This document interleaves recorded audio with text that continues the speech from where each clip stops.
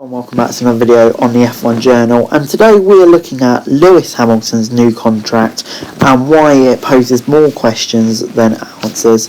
Lewis Hamilton officially signed a one-year contract with Mercedes on Monday, and well, it just doesn't really make sense, to be honest.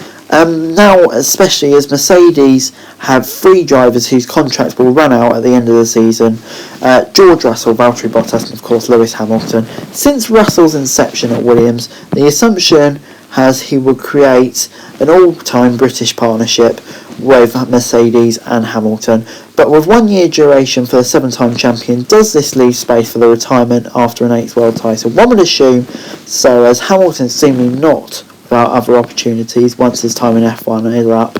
At present, his extracurricular activities include Tommy Hilfiger and his involvement with Extreme E, and of course the Hamilton Commission. Maybe this is a masterstroke in management from Toto Wolff. At the end of the day, the sport is performance driven with a view to the future, and a decision can be made at the end of next season as to whether he carries into F1's new era or not. If Hamilton struggles, it's hard to imagine, I know, but the team may decide whether it's worth carrying an ageing legend ahead of a rising young star who could potentially be the next Hamilton.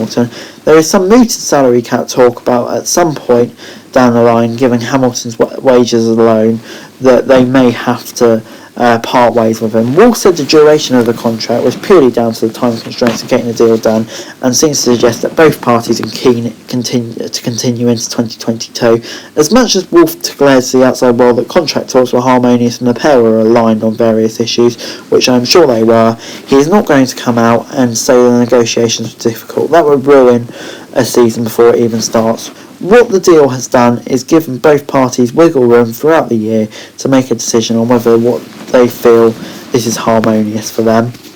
New rules and new cars would mean new winners. The dominators from 2008 in McLaren and Ferrari fell off in 2009 as Brawn and Red Bull emerged, and then in 2014 of course Mercedes emerged. So maybe Hamilton's waiting to see if he can find a move elsewhere. Seems unlikely though, with Ferrari in no-go, with Charles Leclerc and Carlos Sainz both tied down. Red Bull could be an option if Sergio Perez fails to live up with the bidding, and imagine Hamilton and Max Verstappen in the same car. I very much doubt it would happen though. Others than those top teams, it's hard to see how another team could afford Hamilton's salary, meaning it would almost certainly be Mercedes. With the prospect of hard racing provided by the new regulations, logic would dictate Hamilton would want at least an opportunity to test himself in new eras.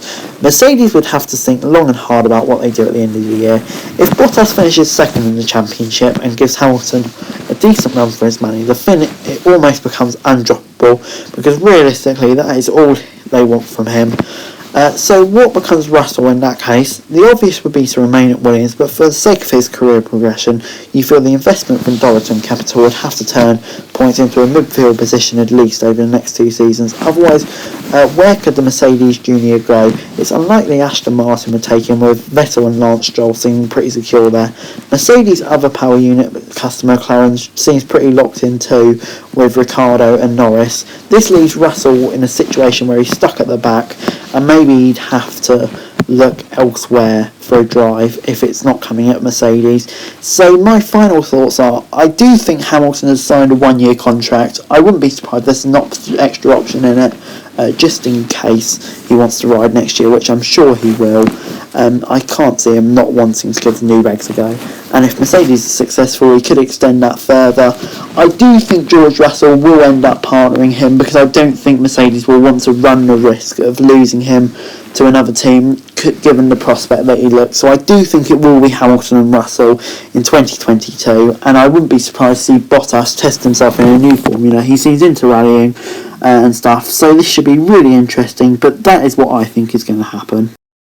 Anyway guys, that's it for this video. Thanks very much for watching. Remember to like, share, subscribe. Let me know your thoughts and comments down below. Remember to follow me on Twitter, link in the description below for daily F1 news, and subscribe to our channel on the screen right now. That'd be greatly appreciated. Thanks very much for watching.